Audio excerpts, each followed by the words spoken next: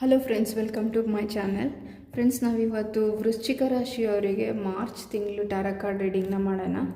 So friends, ಯಾವಾಗಲೂ ಮಾಡೋ ಹಂಗೆ ಈ ರೀಡಿಂಗಲ್ಲಿ ಫೈನಾನ್ಸಸ್ಸು, ರಿಲೇಷನ್ಶಿಪ್ ರಿಲೇಟೆಡ್ ಮೆಸೇಜಸ್ಸು ಮತ್ತು ಜನರಲ್ ಮೆಸೇಜಸ್ ಇರುತ್ತೆ, ಮತ್ತು ಲಕ್ಕಿ ಡೇಟ್ಸು ಮತ್ತು ಟೈಮಿಂಗ್ಸ್ ಇರುತ್ತೆ ಅಂತ ಹೇಳ್ತೀನಿ. ಕೊನೆಯಲ್ಲಿ ಯೂನಿವರ್ಸ್ ಮೆಸೇಜ್ ಏನಿದೆ ಅಂತಲೂ ನೋಡೋಣ. ಸೊ ಫ್ರೆಂಡ್ಸ್, ನೀವು ಆಲ್ರೆಡಿ ನನ್ನ ಚಾನಲ್ನ ಸಬ್ಸ್ಕ್ರೈಬ್ ಮಾಡಿದರೆ ಥ್ಯಾಂಕ್ ಯು ಫಾರ್ ಸಬ್ಸ್ಕ್ರೈಬಿಂಗ್ ಅಂತ ಹೇಳ್ತೀನಿ. ಮತ್ತು ಇಯರ್ಲಿ ರೀಡಿಂಗ್ ಆಲ್ರೆಡಿ ಅಪ್ಲೋಡ್ ಆಗಿದೆ ಚಾನಲಲ್ಲಿ, ನೀವೇನಾದರೂ ನೋಡಿಲ್ಲ ಅಂದರೆ ನೋಡಬಹುದು ಅಂತ ಹೇಳ್ತೀನಿ. ಸೊ ನನ್ನ ಚಾನಲಲ್ಲಿ ಬರೋ ವೀಡಿಯೋಸ್ನ ನೋಡ್ತಿದ್ದೀರಾ, ಬಟ್ ಇನ್ನೂ ಸಬ್ಸ್ಕ್ರೈಬ್ ಮಾಡಿಲ್ಲ ಅಂದರೆ ಪ್ಲೀಸ್ ಸಬ್ಸ್ಕ್ರೈಬ್ ಮಾಡಿ ಅಂತ ಹೇಳ್ತೀನಿ ಫ್ರೆಂಡ್ಸ್. ಸೊ ಬನ್ನಿ, ಈ ರೀಡಿಂಗಲ್ಲಿ ಏನು ಮೆಸೇಜಸ್ ಇದೆ ಅಂತ ನೋಡೋಣ. ಏಸ್ ಆಫ್ ಕಪ್ಸ್ ಕಾರ್ಡ್ ಬಂದಿದೆ, ಎಂಪ್ರೆಸ್ ಕಾರ್ಡ್ ಬಂದಿದೆ. ಸೊ ಫ್ರೆಂಡ್ಸ್, ನಿಮ್ಮ ಪರ್ಸನ್ನು ಇಲ್ಲ ಯಾವುದೋ ಒಂದು ಹೊಸ ಪರ್ಸನ್ನು, ಅಂದರೆ ಯಾರಾದರೂ ಸಿಂಗಲ್ಸ್ ಈ ರೀಡಿಂಗ್ನ ನೋಡ್ತಿದ್ರೆ ರಿಲೇಷನ್ಶಿಪ್ಪಿಗೋಸ್ಕರ ನಿಮ್ಮ ಲೈಫಲ್ಲಿ ಯಾರಾದರೂ ಕ್ರಶ್ ಇರ್ಬೋದು, ಇಲ್ಲ ಯಾರಾದರೂ ಪರ್ಸನ್ ಬಗ್ಗೆ ನಿಮಗೆ ಫೀಲಿಂಗ್ಸ್ ಇರ್ಬೋದು, ಮತ್ತು ಅವ್ರಿಗೂ ಫೀಲಿಂಗ್ಸ್ ಇದೆ ಅಂತ ನಿಮಗೆ ಅನಿಸ್ತಿರ್ಬೋದು, ಬಟ್ ಅವರು ಡೈರೆಕ್ಟಾಗಿ ಹೇಳದೇ ಇರ್ಬೋದು ಅಂತ ಹೇಳ್ತೀನಿ. ಸೊ ಆ ಥರ ಪರ್ಸನ್ ಯಾರಾದರೂ ಇದ್ದರೆ ನಿಮ್ಮ ಲೈಫಲ್ಲಿ, ನಿಮ್ಮ ಗಟ್ ಫೀಲಿಂಗ್ ಹೇಳ್ತಿದ್ರೆ ಅವ್ರಿಗೆ ನಿಮ್ಮ ಬಗ್ಗೆ ಫೀಲಿಂಗ್ಸ್ ಇದೆ ಅಂತ, ಆ ಪರ್ಸನ್ನು ನಿಮಗೆ ಅವ್ರ ಫೀಲಿಂಗ್ಸ್ನ ಎಕ್ಸ್ಪ್ರೆಸ್ ಮಾಡ್ತಾರೆ ಅಂತ ಹೇಳ್ತೀನಿ ಫ್ರೆಂಡ್ಸ್, ಮಾರ್ಚ್ ಮಂತಲ್ಲಿ. ಸೊ ಆ ಪರ್ಸನ್ನು ನಿಮ್ಮನ್ನು ಎಂಪ್ರೆಸ್ ಎನರ್ಜಿಯಲ್ಲಿ ನೋಡ್ತಾರೆ ಅಂತ ಹೇಳ್ತೀನಿ. ಮೇ ಬಿ ನೀವು ತುಂಬ ಲವಿಂಗ್, ಕೇರಿಂಗ್ ಪರ್ಸನ್ ಅಂತ ಅವ್ರಿಗೆ ಅನ್ನಿಸ್ಬಹುದು, ಬಟ್ ಅವ್ರ ಲೈಫಲ್ಲಿ ಕೆಲವೊಂದು ನಿಮಗಿನ ಮುಂಚೆ ಕೆಲವೊಂದು ಬ್ಯಾಡ್ ಪೀಪಲಿಂದ ಅವ್ರ ಲೈಫಲ್ಲಿ ನೆಗೆಟಿವ್ ಎಮೋಷನ್ಸ್ನ, ಫೀಲಿಂಗ್ಸ್ನ ಅವರು ಫೇಸ್ ಮಾಡಿರ್ಬೋದು. ಹಾಗಾಗಿ ಅವ್ರು ಮೋಸ ಮಾಡಿರೋದ್ರಿಂದ ಆ ಪರ್ಸನ್ನು ನೀವು ಹೇಗೆ ಅನ್ನೋದನ್ನ ಅರ್ಥ ಮಾಡ್ಕೊಳೋದಕ್ಕೆ ಸ್ವಲ್ಪ ಕಷ್ಟ ಆಗ್ತಿದೆ ಅಂತ ಹೇಳ್ತೀನಿ. ಸೊ ಲೈಫಲ್ಲಿ ಒಂದು ಸರಿ ಬ್ಯಾಡ್ ಮೆಮೊರೀಸ್ ಇರೋದ್ರಿಂದ ಮತ್ತೆ ಏನಾಗುತ್ತೋ ಅಂತ ಭಯದಲ್ಲಿ ಅವರು ನಿಮ್ಮ ಫೀಲಿಂಗ್ಸು, ಎಮೋಷನ್ಸ್ನ ಅರ್ಥ ಮಾಡ್ಕೊಳೋದಕ್ಕೆ ಡಿಲೇ ಮಾಡ್ತಿದ್ದಾರೆ ಅಂತ ಹೇಳ್ತೀನಿ.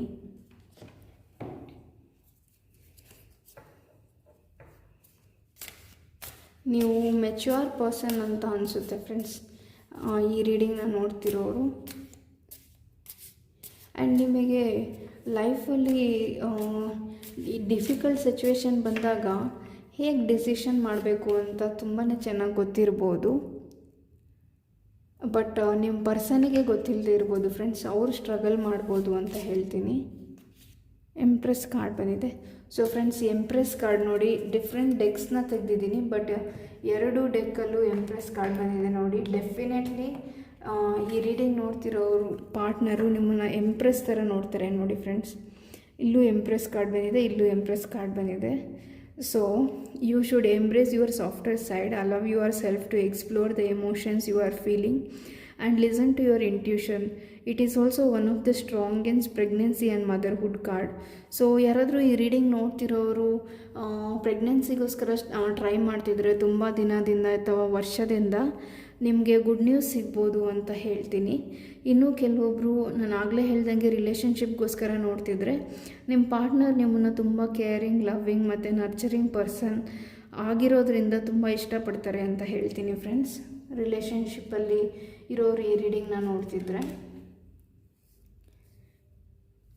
ಆ್ಯಂಡ್ ನೀವು ತುಂಬ ದಿನದಿಂದ ನನಗೆ ಪೀಸ್ ಆಫ್ ಮೈಂಡ್ ಇಲ್ಲ, ನಾನು ನೆಮ್ಮದಿಯಾಗಿರಬೇಕು ಜೀವನದಲ್ಲಿ, ನನಗೇನೂ ಬೇಡ ಅಂತ ಯೋಚನೆ ಮಾಡ್ತಿದ್ರೆ, ಸೊ ನಿಮಗೆ ಯೂನಿವರ್ಸು ಮೆಡಿಟೇಷನ್ ಮಾಡಿ ಅಂತ ಹೇಳ್ತಿದ್ದಾರೆ. ಸೊ ಕೆಲವೊಬ್ಬರು ಮೆಡಿಟೇಷನ್ನ ಪ್ರಾಕ್ಟೀಸ್ ಮಾಡಿ, ನಿಮ್ಗೆ ಅದರಿಂದ ಹೆಲ್ಪ್ ಆಗುತ್ತೆ ಅಂತ ಹೇಳ್ತೀನಿ.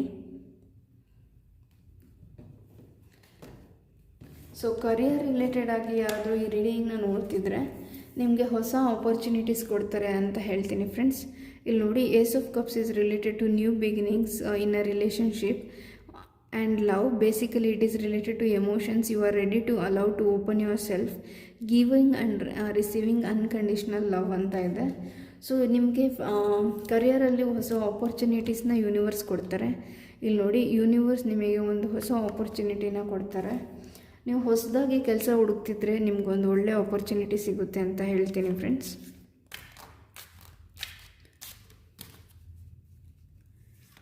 ಆಲ್ರೆಡಿ ಜಾಬಲ್ಲಿರೋರಾದರೆ ನಿಮಗೆ ಒಂದು ಸ್ವಲ್ಪ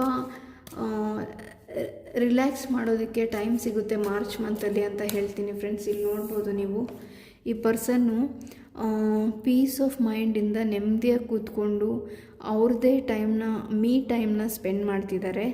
ಹಾಗಾಗಿ ನಿಮಗೆ ಮಾರ್ಚ್ ಮಂತಲ್ಲಿ ನಿಮ್ಮ ಸ್ಟ್ರೆಸ್ನ ರಿಲೀಸ್ ಮಾಡೋದಕ್ಕೆ ನೀವು ಲೀವ್ ಅಪ್ಲೈ ಮಾಡಿ ಎಲ್ಲಿಗಾದರೂ ಟ್ರಾವೆಲ್ ಮಾಡ್ಬೋದು, ಇಲ್ಲಾಂದರೆ ನಿಮ್ಮ ಜೊತೆ ನೀವು ಟೈಮ್ ಸ್ಪೆಂಡ್ ಮಾಡಬೇಕು ಅಂತ ಅನಿಸಿ ಸ್ವಲ್ಪ ನೆಮ್ಮದಿಯಾಗಿ ಪೀಸ್ಫುಲ್ ಆಗಿರಬೇಕು ಅಂತ ಅನಿಸ್ಬೋದು. ಸೊ ಮಾರ್ಚಲ್ಲಿ ನಿಮ್ಗೆ ಆ ಥರ ಟೈಮ್ ಸಿಗ್ಬೋದು ಅಂತ ಹೇಳ್ತೀನಿ. ಹ್ಯಾಮರ್ ಕಾರ್ಡ್ ಬಂದಿದೆ. Sabotage, rebuild, persistence, working on repairing. So friends, ನಿಮ್ಮ ಲೈಫಲ್ಲಿ ಏನಾದರೂ ಬಿಸ್ನೆಸ್ ನೀವು ಸ್ಟಾರ್ಟ್ ಮಾಡಿದರೆ ಅಥವಾ ಸ್ಟಾರ್ಟ್ ಮಾಡಬೇಕು ಅಂತ ಅಂದ್ಕೊಂಡಿದ್ರೆ, ಸೊ ಆಲ್ರೆಡಿ ನೀವು ಬಿಸ್ನೆಸ್ ಮಾಡ್ತಿರೋರಾಗಿ ನಿಮ್ಮ ಬಿಸ್ನೆಸ್ಸು ಚೆನ್ನಾಗಿ ಆಗ್ತಿಲ್ಲ ಅಂತ ನಿಮಗೇನಾದರೂ ಅನಿಸಿದ್ರೆ, ಸೊ ನಿಮ್ಮ ಬಿಸ್ನೆಸ್ನ ರೀಬಿಲ್ಡ್ ಮಾಡೋದ್ರ ಬಗ್ಗೆ ಯೋಚನೆ ಮಾಡಿ, ರಿಪೇರ್ ಮಾಡೋದ್ರ ಬಗ್ಗೆ ಯೋಚನೆ ಮಾಡಿ ಅಂತ ಯೂನಿವರ್ಸ್ ಹೇಳ್ತಿದ್ದಾರೆ. ಅಂದರೆ ಏನಾದರೂ ನಿಮ್ಮ ಬಿಸ್ನೆಸ್ಸಲ್ಲಿ ಇದಕ್ಕೂ ಮುಂಚೆ ಸ್ಟಾರ್ಟ್ ಮಾಡಿ ಪ್ರಾಬ್ಲಮ್ಸ್ ಆಗಿದ್ದರೆ ಆ ಪ್ರಾಬ್ಲಮ್ಸಿಂದ ಲೆಸನ್ಸ್ನ ಕಲ್ತ್ಕೊಂಡು ಮುಂದೆ ನಿಮ್ಮ ಬಿಸ್ನೆಸ್ನ ರೀಬಿಲ್ಡ್ ಮಾಡೋದು, ಡೆವಲಪ್ ಮಾಡೋದು ಹೆಂಗೆ ಅಂತ ಯೋಚನೆ ಮಾಡಿ. ಮೇ ಬಿ ಈ ಸಾರಿ ವರ್ಕೌಟ್ ಆಗುತ್ತೆ ನಿಮ್ಮ ಬಿಸ್ನೆಸ್ ಅಂತ ಹೇಳ್ತೀನಿ. ಸೊ ನಿಮ್ಮ ಲೈಫಲ್ಲಿ ಯಾರಾದರೂ ನಿಮಗೆ ಮೋಸ ಮಾಡಿರ್ಬೋದು ಫ್ರೆಂಡ್ಸ್. ಇದು ಫೈನಾನ್ಸಸ್ ರಿಲೇಟೆಡ್ ಆಗಿನೂ ಆಗಿರ್ಬೋದು, ಇಲ್ಲ ಯಾವುದಾದ್ರೂ ಪರ್ಸನ್ ನಿಮ್ಮನ್ನು ಎಮೋಷ್ನಲಿ ಮತ್ತು ಫೈನಾನ್ಷಿಯಲಿನೂ ಡ್ರೈನ್ ಮಾಡಿರ್ಬೋದು, ಬೀಟ್ರೆ ಮಾಡಿರ್ಬೋದು ಅಂತ ಹೇಳ್ತೀನಿ ಪಾಸ್ಟಲ್ಲಿ. ಆ ಪಾಸ್ಟಿಂದ ನೀವು ಪಾಠನ ಕಲಿತು ಮೆಚ್ಯೂರ್ ಪರ್ಸನ್ ಆಗಿದ್ದೀರಾ ಅಂತ ಹೇಳ್ತೀನಿ. ಸೊ ಪ್ರೆಸೆಂಟ್ಲಿ ಯಾರು ಬೇಕಂದ್ರೂ ನಿಮ್ಮನ್ನು ಮೋಸ ಮಾಡೋ ಅಷ್ಟು ಇನ್ನೋಸೆಂಟ್ ನೀವಲ್ಲ ಅಂತ ಹೇಳ್ತೀನಿ. ಬಟ್ ಈ ಹಿಂದೆ ಈ ಥರ ಸಿಚುವೇಶನ್ ಆಗಿರ್ಬೋದು ನಿಮ್ಮ ಲೈಫಲ್ಲಿ ಅಂತ ಹೇಳ್ತೀನಿ friends.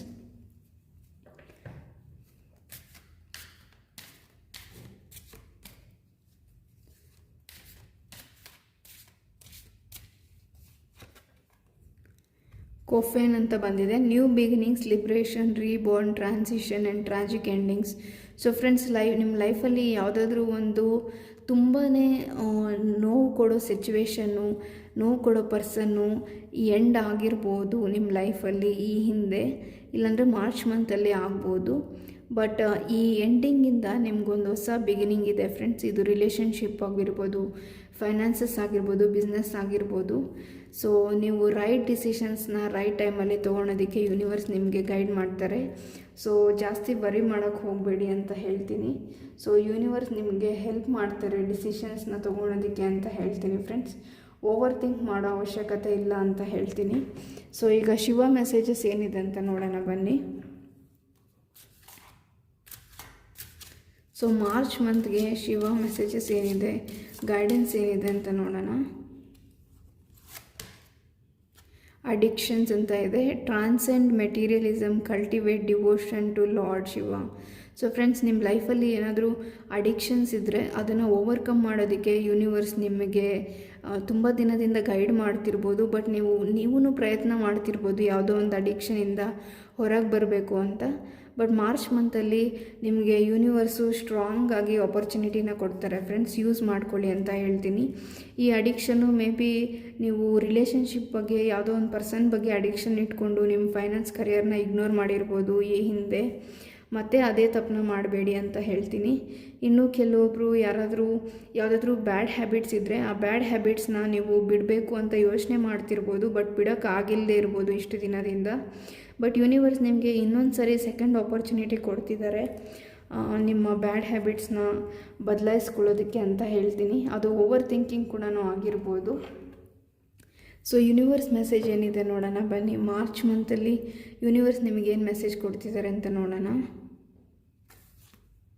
Learn to surrender to universe and let go, you will receive the best. So friends, universe ನಿಮಗೆ ಏನು ಹೇಳ್ತಿದ್ದಾರೆ ಅಂದರೆ, ಕೆಲವೊಂದು ಸರಿ ನೀವು ಅಂದ್ಕೊಂಡಿದ್ದ ಥರ ಜನ ಇಲ್ಲ, ನೀವು ಅಂದ್ಕೊಂಡಿದ್ದ ಥರ ನಿಮ್ಮ ಪಾರ್ಟ್ನರ್ ಅಲ್ಲ, ನೀವು ಅಂದ್ಕೊಂಡಿರೋ ಥರ ಲೈಫಲ್ಲಿ ಸಕ್ಸಸ್ ಸಿಗ್ತಿಲ್ಲ ಅಂತ ನಿಮಗೇನಾದರೂ ಅನಿಸಿದ್ರೆ ನೀವು ಓವರ್ ಥಿಂಕ್ ಮಾಡೋಕ್ಕೆ ಹೋಗಬೇಡಿ, ಯೂನಿವರ್ಸ್ಗೆ ಸರೆಂಡರ್ ಮಾಡಿಬಿಡಿ ಅಂತ ಹೇಳ್ತಿದ್ದಾರೆ ಫ್ರೆಂಡ್ಸ್. ಅಂದರೆ ನನಗೆ ಯಾರು ಸರಿಯಾದವರು ಅಂತ ನನಗೆ ಗೊತ್ತಾಗ್ತಿಲ್ಲ, ನನ್ನ ಲೈಫಲ್ಲಿ ಏನಾಗ್ತಿದೆ ಅಂತ ನನಗೆ ಗೊತ್ತಾಗ್ತಿಲ್ಲ. ಹಾಗಾಗಿ ನೀನೇ ನನಗೆ ದಾರಿ ತೋರಿಸುವಂಥ ಯೂನಿವರ್ಸ್ನ ನೀವು ಪ್ರೇ ಮಾಡಿ ಅಂತ ಹೇಳ್ತೀನಿ. ಸೊ ಲೆಟ್ ಗೋ ಮಾಡಿ, ನನ್ನ ಕೈಯಲ್ಲಿ ಏನೂ ಇಲ್ಲ, ನಾನು ಕೈಯಲ್ಲಿ ಆದಷ್ಟು ಮಾಡಿದ್ದೀನಿ. ಇನ್ನು ಮುಂದೆ ನೀನೇ ನಂಗೆ ದಾರಿ ತೋರಿಸುವಂಥ ನೀವು ಯೂನಿವರ್ಸ್ನ ಪ್ರೇ ಮಾಡಿ ಅಂತ ಹೇಳ್ತೀನಿ. ಮಾರ್ಚ್ ಮಂತಲ್ಲಿ ನಿಮಗೇನಾದರೂ ಡಿಫಿಕಲ್ಟಿ ಅಂತ ಫೀಲ್ ಆದರೆ ಸೊ ಬುಕ್ ಆಫ್ ಆನ್ಸರ್ಸಿಂದ ಏನು ಆನ್ಸರ್ ಇದೆ, ಗೈಡೆನ್ಸ್ ಇದೆ ನೋಡೋಣ ಬನ್ನಿ. ಟೇಕ್ ಎ ಚಾನ್ಸ್ ಅಂತ ಇದೆ ಫ್ರೆಂಡ್ಸ್. ಸೊ ನಿಮ್ಮ ಲೈಫಲ್ಲಿ ಹೊಸ ಆಪರ್ಚುನಿಟೀಸ್ ಏನಾದರೂ ಬಂದರೆ, ಹೊಸ ಪರ್ಸನ್ ಏನಾದರೂ ಬಂದರೆ, ಇಲ್ಲ ಯೂನಿವರ್ಸ್ ನಿಮಗೆ ಅವಕಾಶಗಳನ್ನ ಕೊಟ್ಟಾಗ ಸುಮ್ಮನೆ ಕೂತ್ಕೋಬೇಡಿ, ಅದನ್ನು ಉಪಯೋಗಿಸ್ಕೊಳ್ಳಿ ಅಂತ ಹೇಳ್ತೀನಿ. ಮೇ ಬಿ ಕೆಲವೊಬ್ಬರಿಗೆ ಒಳ್ಳೆ ಟೈಮ್ ಸ್ಟಾರ್ಟ್ ಆಗ್ತಿರ್ಬೋದು ಮಾರ್ಚಿಂದ. ಸೊ ಆ ಒಳ್ಳೆ ಟೈಮ್ನ ಉಪಯೋಗಿಸ್ಕೊಳ್ಳಿ ಅಂತ ಹೇಳ್ತೀನಿ ಫ್ರೆಂಡ್ಸ್. ಸೊ ಒಳ್ಳೆ ಟೈಮ್ ಬಂದಾಗ ನೀವು ಸುಮ್ಮನೆ ಇದ್ಬಿಟ್ರೆ ನಿಮ್ಮ ಟೈಮು ವೇಸ್ಟ್ ಆಗುತ್ತೆ ಫ್ರೆಂಡ್ಸ್. ಮತ್ತು ಯಾವಾಗ ಒಳ್ಳೆ ಟೈಮ್ ಬರುತ್ತೋ ಗೊತ್ತಿಲ್ಲ. ಹಾಗಾಗಿ ಒಳ್ಳೆ ಟೈಮ್ ಬಂದಿದೆ, ಯೂನಿವರ್ಸ್ ಗೈಡ್ ಮಾಡ್ತಿದ್ದಾರೆ, ಯೂನಿವರ್ಸ್ ಹೆಲ್ಪ್ ಮಾಡೋದಕ್ಕೆ ರೆಡಿ ಇದ್ದಾರೆ ನಿಮಗೆ ಅನ್ನೋವಾಗ ಅದನ್ನ ಉಪಯೋಗಿಸ್ಕೊಳ್ಳಿ ಕಂಪ್ಲೀಟ್ಲಿ ಅಂತ ಹೇಳ್ತೀನಿ. ಸೊ ಈಗ ಇಂಪಾರ್ಟೆಂಟ್ ಡೇಟ್ಸ್ ಏನಂತ ನೋಡೋಣ ಬನ್ನಿ. ಸೊ ಮೊದಲಿಗೆ ಫೈನಾನ್ಸಸ್ ರಿಲೇಟೆಡ್ ಇಂಪಾರ್ಟೆಂಟ್ ಡೇಟ್ಸ್ ಏನಿದೆ ನೋಡೋಣ ಬನ್ನಿ. 17 ಡೇಸ್ ಅಂತ ಇದೆ. ಸೊ ಫ್ರೆಂಡ್ಸ್ ಡೆಫಿನೆಟ್ಲಿ 17 ಡೇಸ್ ಇಲ್ಲ ಮಾರ್ಚ್ 17 ನಿಮ್ಮ ಫೈನಾನ್ಸಸ್ ರಿಲೇಟೆಡ್ ಏನಾದರೂ ಪ್ರೋಗ್ರೆಸ್, ಏನಾದರೂ ಬದಲಾವಣೆ ಆಗುತ್ತೆ ಅಂತ ಹೇಳ್ತೀನಿ. ಇಲ್ಲ ಯಾವುದೇ ಏರಿಯಾ ಆಫ್ ಲೈಫಲ್ಲೂ ಆಗಿರ್ಬೋದು. 60 days. So friends relationship related ಆಗಿ ಯಾರಾದರೂ ಏನಾದರೂ ಮ್ಯಾರೇಜು ಇಲ್ಲ ರಿಲೇಷನ್ಶಿಪ್ ರಿಲೇಟೆಡು ಏನಾದರೂ ಡಿಸಿಷನ್ ಆಗಲೇಬೇಕು ನನ್ನ ಲೈಫಲ್ಲಿ ಅಂತ ಏನಾದರೂ ಎಕ್ಸ್ಪೆಕ್ಟ್ ಮಾಡ್ತಿದ್ರೆ ನೀವು 60 ಡೇಸ್ ವೆಯ್ಟ್ ಮಾಡಬೇಕಾಗಿ ಬರ್ಬೋದು. ಇಲ್ಲ ಮಾರ್ಚು 16 ಇಲ್ಲ 6 ಏನಾದರೂ ಡಿಸಿಷನ್ ಮಾಡ್ಬೋದು, ನಿಮ್ಮ ಪ್ರಾಬ್ಲಮ್ಗೆ ಸೊಲ್ಯೂಷನ್ ಸಿಗ್ಬೋದು ಅಂತ ಹೇಳ್ತೀನಿ ಫ್ರೆಂಡ್ಸ್. ಈಗ ರಿಲೇಷನ್ಶಿಪ್ ಮತ್ತು ಫೈನಾನ್ಸಸ್ನ ಬಿಟ್ಟು ಬೇರೆ ಏನಾದರೂ ಇಂಪಾರ್ಟೆಂಟ್ ಕೆಲಸ ಮಾಡಬೇಕು, ಡೇಟ್ಸ್ ಬೇಕು ಅಂತ ನೋಡೋದಾದರೆ 22 ಡೇಸ್ ಅಂತ ಇದೆ. ಸೊ ಮಾರ್ಚು 22 ಇಲ್ಲ ಈ 22 ಡೇಸ್ ನೀವು ಈ ರೀಡಿಂಗ್ನ ಯಾವಾಗ ನೋಡ್ತಿದ್ರೆ ಆವಾಗ 22 ಡೇಸಲ್ಲಿ ನಿಮ್ಮ ಪ್ರಾಬ್ಲಮ್ಮು ಅಥವಾ ನೀವು ಏನು ಕೆಲಸ ಮಾಡಬೇಕಂತ ಇದ್ದೀರಾ ಆ ಕೆಲಸನ ನೀವು ಶುರು ಮಾಡೋದಕ್ಕೆ ಒಳ್ಳೆ ಟೈಮ್ ಅಂತ ಹೇಳ್ತೀನಿ ಫ್ರೆಂಡ್ಸ್.